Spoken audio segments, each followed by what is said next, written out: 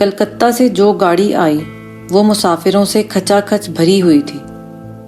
First, second اور inter class میں مارواڑی سیٹھوں کا ہجوم تھا، جو اپنا مال و متاع بڑی بڑی پیٹیوں میں سنبھالے جاپانی حملہ کے خوف سے کلکتہ سے فرار ہو رہے تھے۔ باقی ڈبوں میں بھوکی پیاسی مخلوق کا ایک جم غفیر چھپکلیوں کی طرح ایک دوسرے سے چمٹا ہوا بیٹھا تھا۔ کھڑکیوں میں پھٹی پھٹی آنکھوں والے بے شمار نڈھال بچے غنودگی کے عالم میں سر ڈھلکائے لٹک رہے تھے۔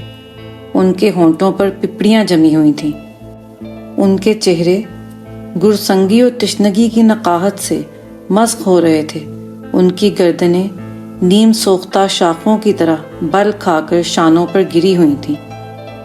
یہ لوگ اپنے دور افتادہ ہرے بھرے گاؤں چھوڑ کر مٹھی بھر چاول کی تلاش میں پہلے کلکتہ آئے تھے، اور پھر کلکتہ سے مایوس ہو کر اب انہیں خود بھی معلوم نہ تھا کہ وہ کہاں جا رہے ہیں، کس کے پاس جا رہے ہیں اور کیوں جا رہے ہیں۔